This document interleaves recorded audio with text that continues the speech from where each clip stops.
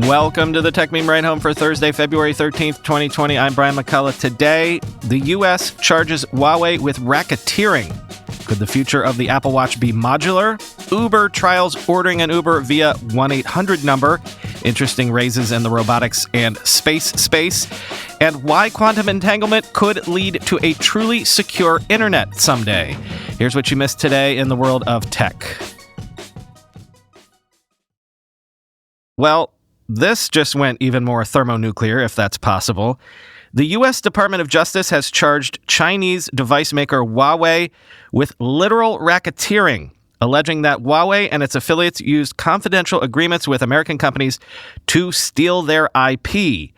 Quoting TechCrunch, Huawei is being charged with conspiracy to violate the Racketeer, Influenced, and Corrupt Organizations Act, the RICO statute.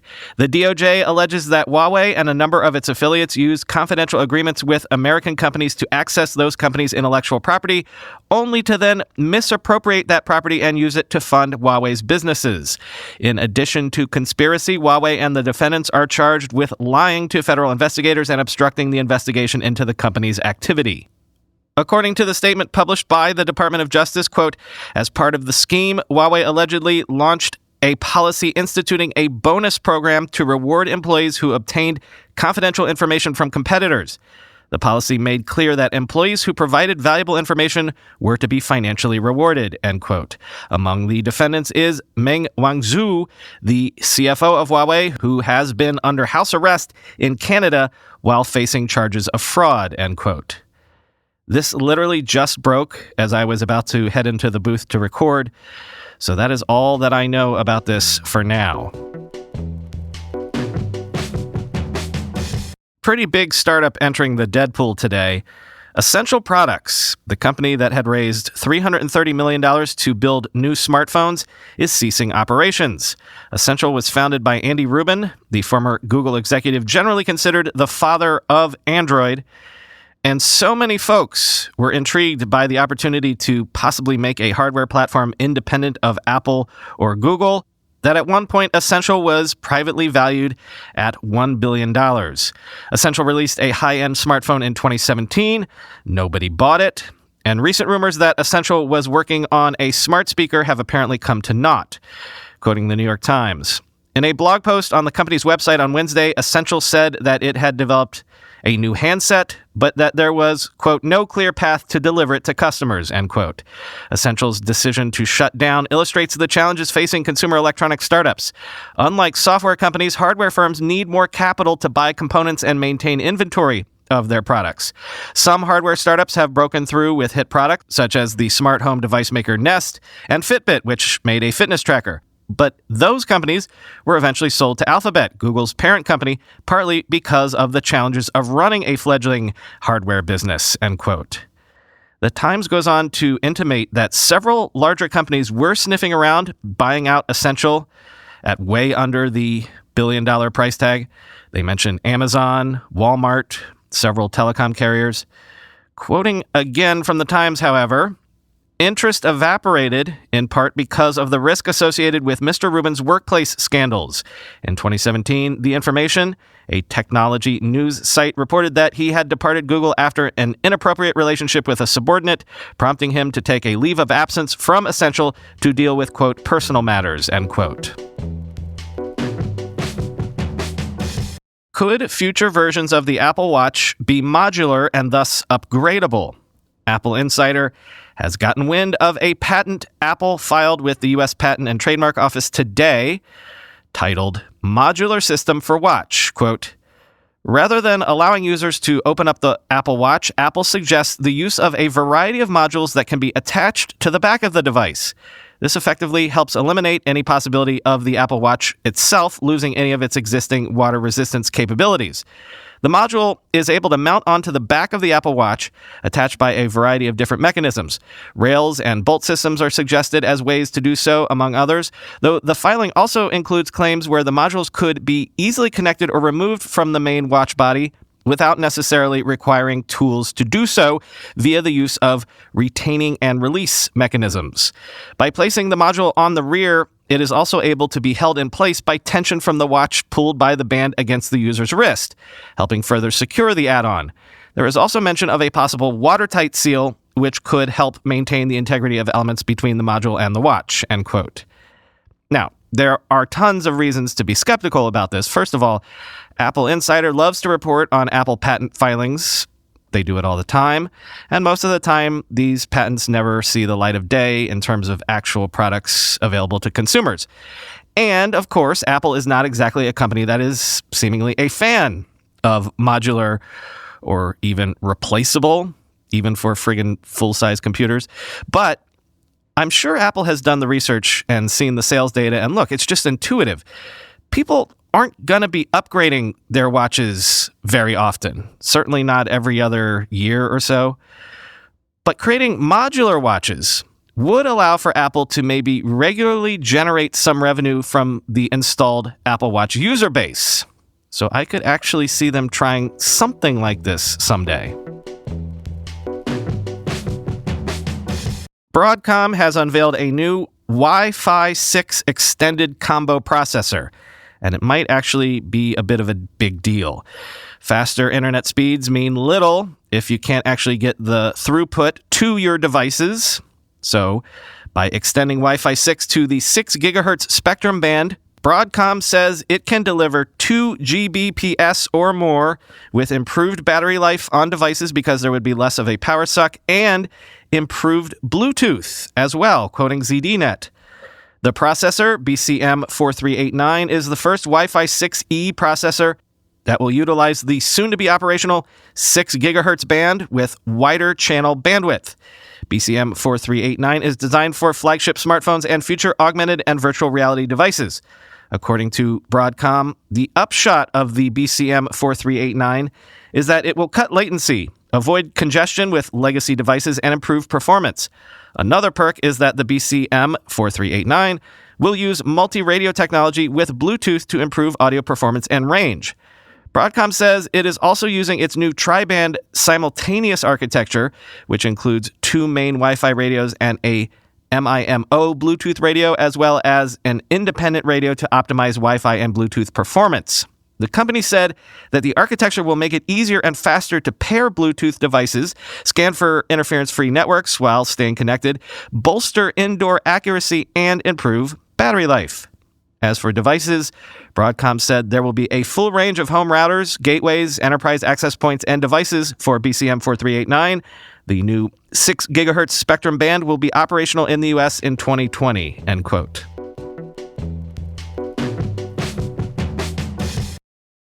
Uber has launched a new pilot program for booking an Uber ride via a phone call, not via its app.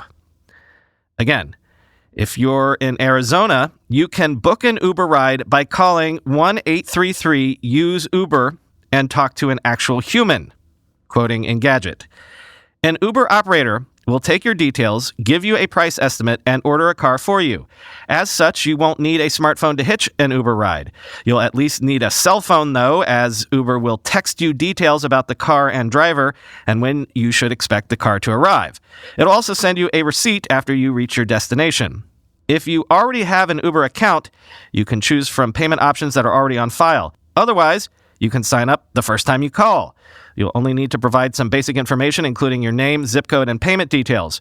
Uber will store that data in the same way as it would if you provided it through the app, end quote. Uber says this is all about accessibility, especially for older folks who might not be as smartphone proficient and apparently still prefer to talk to actual humans on the telephone. As Carl Quintanilla at CNBC pointed out, calling a human being, requesting a car, waiting to be picked up by the side of the road, what sort of sci-fi future are we living in? Couple of interesting Rays Thursdays. Intuition Robotics makes companion robots for elderly people. something that would obviously be a huge market in the coming years if someone can get it right. Intuition Robotics just raised a $36 million Series B co-led by Sparks Group and R Crowd, bringing total raise lifetime to $58 million. Quoting VentureBeat, founded in 2015, Intuition Robotics is creating what it calls social companion robots and related technologies with an initial focus on reducing loneliness and isolation in elderly people. The company's first product was a $1,500 robot called LEQ that opened for pre-orders last January and has accumulated over 10,000 days in homes across the U.S., though the company hasn't revealed specific sales figures. The majority of LEQ's users are between 80 and 90 years of age. LEQ more closely resembles a desk lamp than a humanoid, and it sits on a small dock with a tablet screen and cameras. It can communicate using natural language conversation and can also employ other methods to convey a message or emotion, including shifting its position and using sound and light to express itself. It also promises to improve over time as it adapts to its owner. Unlike Alexa or Google Assistant, LEQ is designed to proactively engage with users rather than passively waiting for a prompt. It will detect if its owner is currently doing something, like having a conversation or watching TV, and leave them be. But if it suspects the person is sitting idle, it may ask them a question or suggest that they get up and go for a walk. It could also play music it knows the user likes or tell them a joke, end quote. The longer-term goal is apparently to integrate AI and machine learning into the system to understand context and make decisions based on preset goals and parameters. The LEQ is actually mainly a demonstration of that underlying technology that Intuition Robotics hopes to be building out with this new fundraise. And an interesting raise in the space tech. Y Combinator-backed startup Astranis has raised a $90 million Series B from Venrock and Andreessen Horowitz, among others, to launch its first commercial satellites through which it will, wait for it, deliver broadband internet service. Seriously asking, how many of these services could there be someday? You think there are too many video streaming options? Quoting TechCrunch, Astranis emerged from stealth in 2018 when it announced $13.5 million in funding led by Andreessen and revealed its plan to offer low-cost, reliable internet using geostationary satellites, a different strategy from the increasingly numerous entrants in the satellite internet race who plan to deploy large constellations of satellites into low Earth orbit that don't stay at a fixed point relative to a specific location on Earth, but that instead hand off their connection via a kind of relay system through ground stations to offer continued service. The geostationary model that Astranis is embracing is somewhat more similar to the existing way of offering internet connectivity from space, which employs very large communications satellites parked in geostationary orbit, fairly far away from Earth. Astranis' novel approach uses small satellites that are 20 times smaller than the traditional variety and weigh in at around 770 pounds compared to over 14,000 pounds for legacy satellites. Astranis has made it possible to use smaller satellites thanks to its proprietary ultra-sideband software-defined radio tech, which can provide more bandwidth on much smaller and less complicated hardware using digital versus analog technologies. These not only save a ton of space, but can be built and launched with a turnaround time of just months rather than years for the large geostationary telecommunications spacecraft of yore, end quote. Nothing really to follow up on with the cancellation of Mobile World Congress. It's canceled. Bummer for all involved. But in his newsletter this morning, Dieter Bohn made a good point that I'll share real quick. Quote, one big consequence of this cancellation is that Mobile World Congress gives Chinese phone makers their best shot at getting real and sustained attention from Western media. It's going to be a real hit to their business, but we don't know yet how big. Obviously, these phones will still be announced, but they'll have a much harder time getting attention. And there might be more impactful consequences down the line for the mobile industry. Who knows what deals might have been made, for example. Now the question is how, or even if, Mobile World Congress will recover. More and more tech companies have been doing their own events instead of waiting for conferences. Now, because of this, many companies are going to be forced to do their own events. They may find they like it better, end quote. Indeed, this is what people have been saying about conferences and expos of all stripes for a while now. Do we really even need them anymore? The whole conference industrial complex is predicated on the fear of missing out. You go because you're afraid you'll regret it if you don't. But nothing could prove FOMO isn't really real, like not actually missing anything and realizing that. Finally today, might quantum entanglement soon be able to deliver us truly secure internet communications? Yeah, quantum entanglement. Schrodinger's cat and all that, measuring the state of one thing, revealing the state of the other, no matter how far away. Einstein called it spooky action at a distance. Well, an internet based on quantum entanglement could provide truly secure communications. You could have a pair of digital keys, and if two people have these keys, they can talk without fear of anyone listening in because any eavesdropper would change the state of the keys so you'd know they were snooping. If you were somehow able to entangle nodes on a network, you could connect the entangled particles, bypassing even the devices themselves, a message that could only be delivered to your intended recipient, based on laws of quantum physics. Quoting MIT Technology Review, in a paper in Nature Today, Pan Jianwei at the University of Science and Technology of China in Hefei and his colleagues describe an experiment in which they demonstrated entanglement through more than 30 miles of fiber coiled up in a lab, with lower transmission errors than previous attempts. This is a big improvement, says Pan, who is sometimes called the father of quantum. The trick was to find efficient ways to entangle two particles. The team used an atom, which stayed put, and a photon, which was sent down the fiber. They found that they were able to create an entangled pair of nodes much more reliably than was demonstrated in previous experiments, including the one setting the mile benchmark, which it beat by 5 orders of magnitude, end quote. The article goes on to poo-poo the actual achievement because it was 30 miles of coiled fiber, not actually a fiber stretched out over 30 miles. The two nodes were not actually 30 miles apart. Still, it does prove the concept, and scientists say they think they can easily do this in cables actually running in a straight line. Nothing for you today. Twitter is BrianMCC. Follow me there. The show's subreddit is r/ridehome. Tip me stories there. If you want to give the ad-free feed a try, link for that is at the very bottom of today's show notes. Talk to you tomorrow.